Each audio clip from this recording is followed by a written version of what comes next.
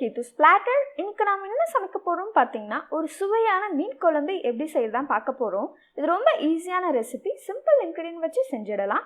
இந்த சேனல் நீங்களும் சப்ஸ்கிரைப் பண்ணலனா சப்ஸ்கிரைப் பண்ணுங்க. பக்கத்துல இருக்க பெல் ஐகான் மறக்காம பிரஸ் பண்ணிடுங்க. வாங்க வீடியோக்குள்ள போலாம்.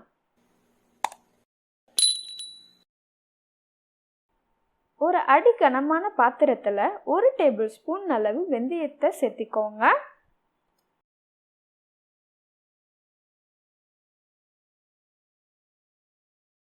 இதை நல்லா வறுத்து எடுத்துக்கோங்க. இப்போ பார்த்தீங்கன்னா கலர் நல்லா சேஞ்ச் ஆயிடுச்சு.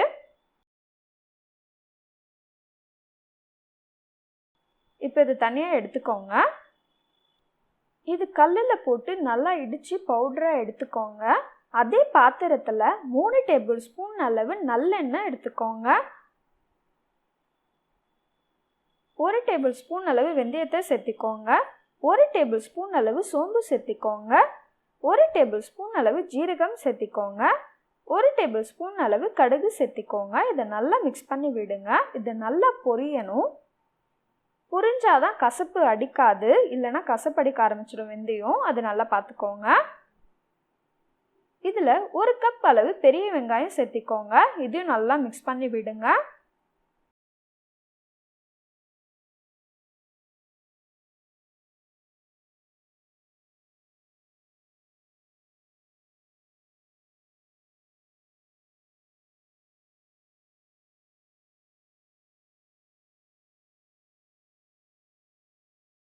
ஒரு 3 காஞ்ச மிளகாய் சேர்த்துக்கோங்க. ஒரு கை அளவு கருவேப்பிலை சேர்த்திக்கோங்க. இப்போ இதை நல்லா மிக்ஸ் பண்ணி விடுங்க.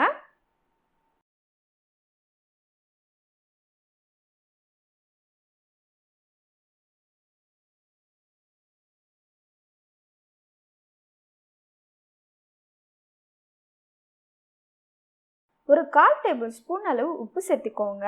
அப்போ தான் வெங்காயம் சீக்கிரமாக வதங்கும். இப்போ இதை நல்லா மிக்ஸ் பண்ணி விடுங்க.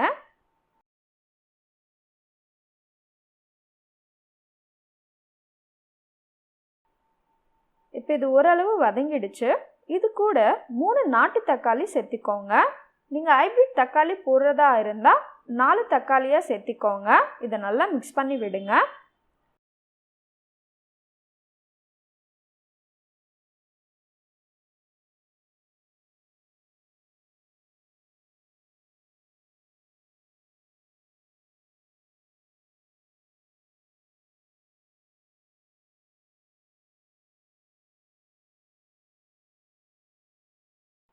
இது கூட 1/4 டேபிள் ஸ்பூன் அளவு மஞ்சள் சேர்த்திக்கோங்க.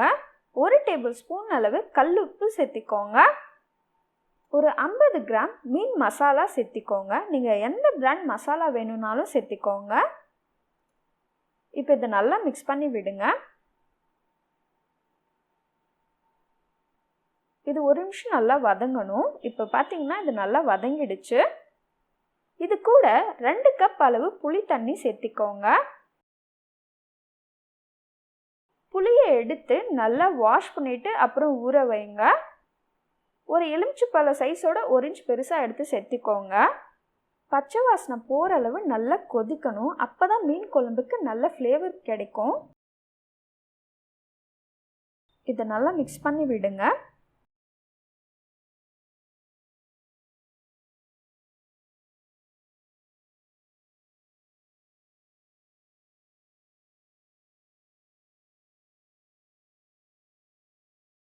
இப்போ பார்த்தீங்கன்னா கொஞ்சம் கொஞ்சமாக சுண்ட ஆரம்பிச்சிடுச்சு.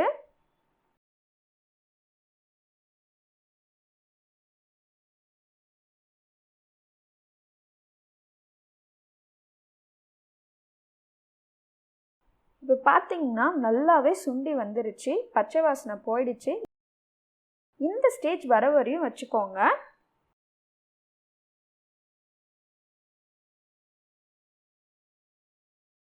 இது கூட 1 கப் அளவு தேங்காவை பேஸ்ட்டாக அரைச்சிருக்கேன். அது சேர்த்திக்கோங்க.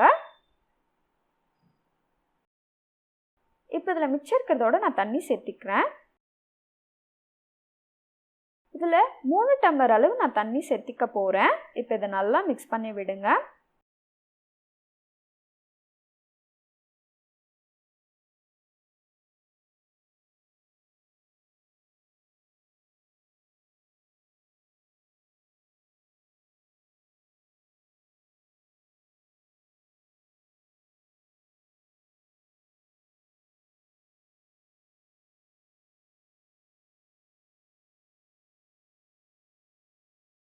இது நல்லா கொதிக்க விடுங்க. 10லேருந்து 15 நிமிஷம் மீடியம் ஃப்ளேமில் நல்லா கொதிக்கட்டும். குழம்பு நல்லா சுண்டி வரணும். அந்த ஸ்டேஜில் தான் நம்ம மீனை சேர்த்திக்க போகிறோம். இப்போ பார்த்தீங்கன்னா ஓரளவு நல்லா சுண்ட ஆரம்பிச்சிடுச்சு குழம்பு. இதில் உப்பு இருக்கான்னு டேஸ்ட் பண்ணி பாருங்கள். உங்களுக்கு உப்பு பத்தலைன்னா திருப்பி இந்த ஸ்டேஜில் சேர்த்திக்கோங்க. இப்போ இதை நல்லாவே சுண்டிடுச்சு. இதில் நான் 1 கிலோ வஞ்சிர மீனை சேர்த்திக்க போகிறேன். ஒரு பீஸாக சேர்த்திக்கோங்க. இந்த மாதிரி தனித்தனியாக எடுத்து ஒரு பிளேஸில் வச்சு சேர்த்திக்கோங்க. மீன் ஃபுல்லாக குழம்புக்குள்ளே இருக்கிற மாதிரியே பார்த்துக்கோங்க. நீங்கள் மேலாக்க மீனை வச்சிடுங்க. அதுக்கப்புறம் கரண்டியில் எடுத்து அழகாக நீங்கள் அட்ஜஸ்ட் பண்ணி விடுங்க.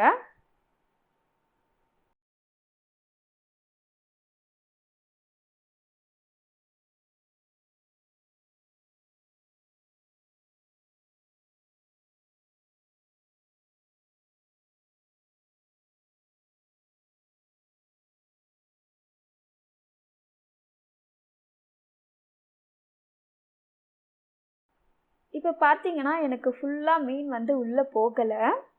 நான் கரண்டியை வச்சு லைட்டாக அட்ஜஸ்ட் பண்ண போகிறேன். பாருங்கள், இந்த மாதிரி லைட்டாக அட்ஜஸ்ட் பண்ணி விடுங்க. மீன் எல்லாம் குழம்புக்குள்ளேயே இருக்கிற மாதிரி பார்த்துக்கோங்க, முழுகி இருக்கணும். இதுக்கு மேலே தட்டை போட்டு ஒரு 10லேருந்து 15 நிமிஷம் மூடி வைங்க. சிம்மில் வச்சுக்கோங்க. மீனை பொறுத்து டைம் வேரி ஆகும். இப்போ இது நல்லா வெந்துடுச்சு. நம்ம ஃபஸ்ட்டு அரைச்சி வச்சுருக்கோம்ல வெந்தய பவுடர், இப்போ அதை சேர்த்திக்கோங்க. கல்லில் நல்லா இடித்து எடுத்துக்கோங்க, அப்போ தான் நல்ல டேஸ்ட்டை கொடுக்கும்.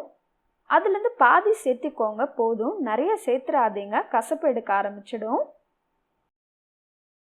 இது கூட 2 டேபிள் ஸ்பூன் அளவு நல்லெண்ணெய் சேர்த்திக்கோங்க.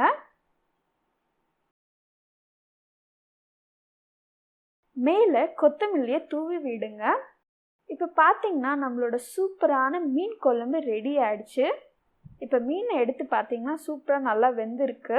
கண்டிப்பாக இந்த ரெசிபியை வீட்டில் ட்ரை பண்ணுங்கள். இந்த வீடியோ உங்களுக்கு பிடிச்சிருந்தா லைக் பண்ணுங்கள், ஷேர் பண்ணுங்கள், சப்ஸ்கிரைப் பண்ணுங்கள். தேங்க்ஸ் ஃபார் வாட்சிங்.